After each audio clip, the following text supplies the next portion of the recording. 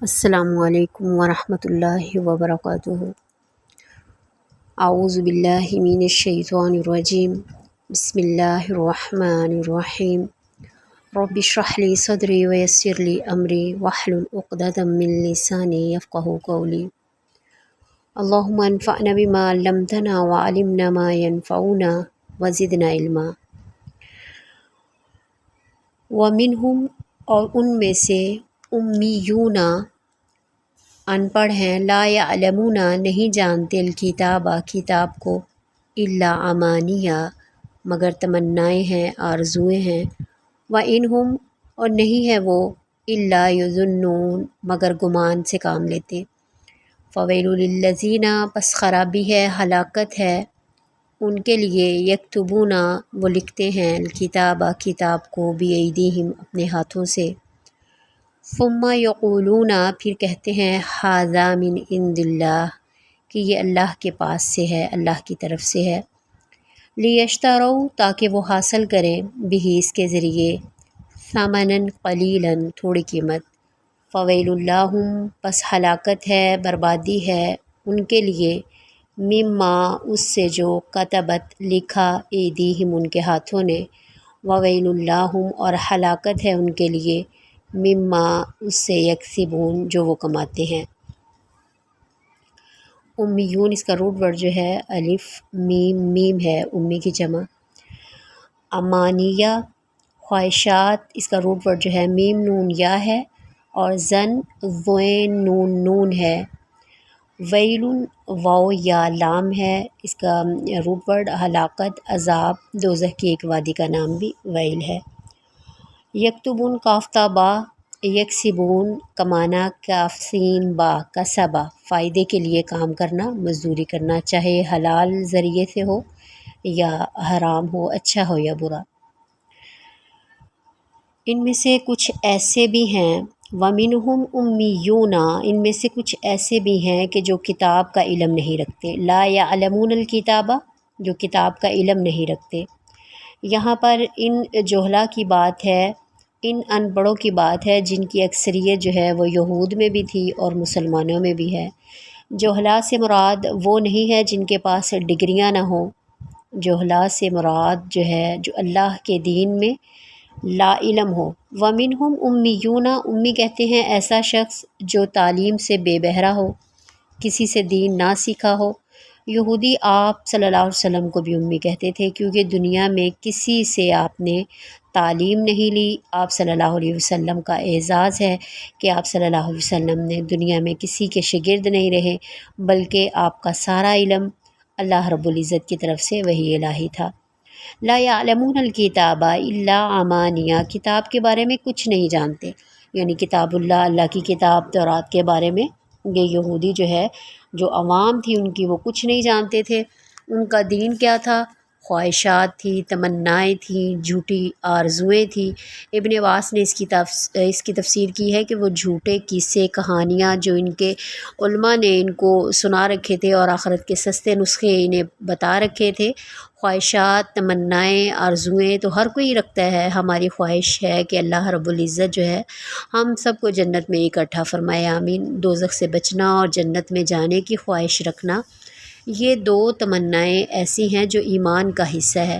یہاں پر امنیہ ایسی خواہشات کو کہتے ہیں جس کی بنیاد جو ہے وہ کوئی نہ تھی ان کی، جو بے بنیاد تمنا ہوتی ہے، نہ اللہ رب العزت نے وعدہ کیا اور نہ ہی نبی کریم صلی اللہ علیہ وسلم نے جس کے بارے میں کوئی بشارت دی، پھر بھی تمنا رکھے کہ بغیر عمل کے اب کوئی یہ کہے کہ میں نے جنت میں جانا ہے، کیسے جانا ہے؟ کوئی دلیل، اگر کوئی ایسا عمل کرتا ہے جس کے بارے میں آپ صلی اللہ علیہ وسلم نے بشارت دی ہے، وہ بشارتیں جو آپ صلی اللہ علیہ وسلم نے دی ہیں اس کی بنیاد پر خواہش رکھنا عمل کے ساتھ، اور جو بے بنیاد خواہش رکھتا ہے سوائے خواہشات کے کچھ بھی نہیں ہے۔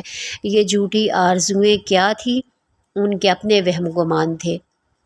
جس میں وہ پڑے ہوئے تھے کہ ایسا ہو جائے گا ہمارے ساتھ، اور دین کی ذمہ داریوں کو قبول نہیں کرتے تھے۔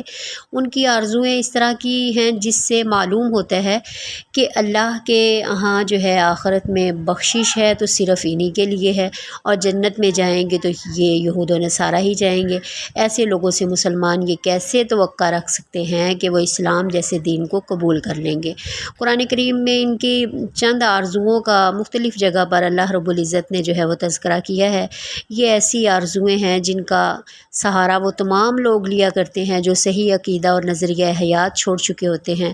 اپنے حقیقی دین کے ساتھ ان کا کوئی تعلق نہیں رہتا، وہ اپنے دین کے صرف نام اور چند ظاہری رسومات کے سوا اور کچھ نہیں جانتے، اور صرف مسلمان ہونا ہی کافی سمجھتے ہیں، اور نبی کریم صلی اللہ علیہ وسلم کی امت ہونا ہی کافی سمجھتے ہیں کہ ہمیں شفاعت نصیب ہو جائے گی بغیر عمل کیے۔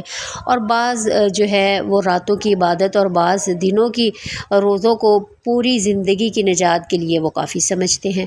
یہ سب کچھ وہی کرتے ہیں جو دین کا صحیح علم نہیں رکھتے، سنی سنائی باتوں پر یقین کرتے ہیں، قرآن و حدیث کی سمجھ سے نابلد ہیں۔ فَوَيْلٌ لِّلَّذِينَ يَكْتُبُونَ الْكِتَابَ بِأَيْدِيهِمْ ثم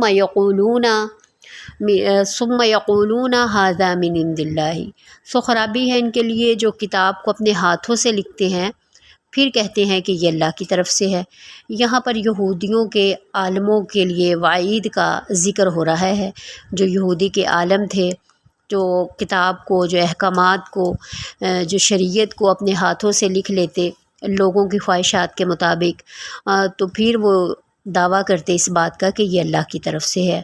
تو ان کے لیے اللہ رب العزت فرما رہے ہیں کہ ویل ہے، ہلاکت ہے، بربادی ہے، تباہی ہے، اور جہنم کی ایک وادی کا نام بھی ویل ہے۔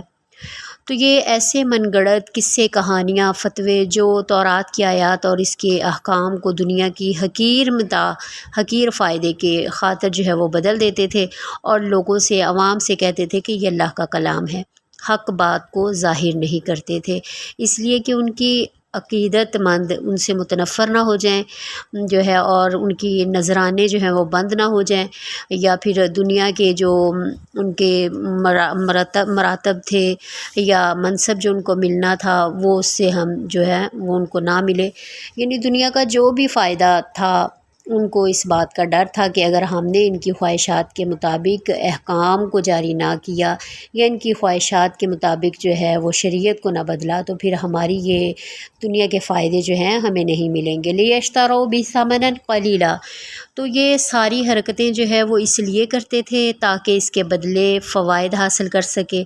اب دنیا کا جتنا بھی فائدہ ہو تو در حقیقت آخرت کے فائدے سے بہت تھوڑا ہے، قلیل ہے۔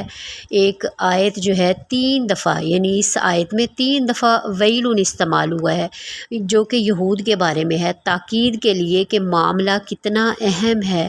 شیخ الاسلام ابن تیمیہ رحمہ اللہ فرماتے ہیں کہ اگرچہ اللہ رب العزت نے اس آیت میں ان یہود علماء کی مذمت کی ہے جو تورات کی آیات و احکام کو بدل ڈالتے تھے، لیکن دین اسلام آنے کے بعد ان لوگوں کو بھی شامل ہے جو بدعتوں کو صحیح ثابت کرنے کے لیے قرآن و سنت میں تحریف کرتے تھے، اور اس میں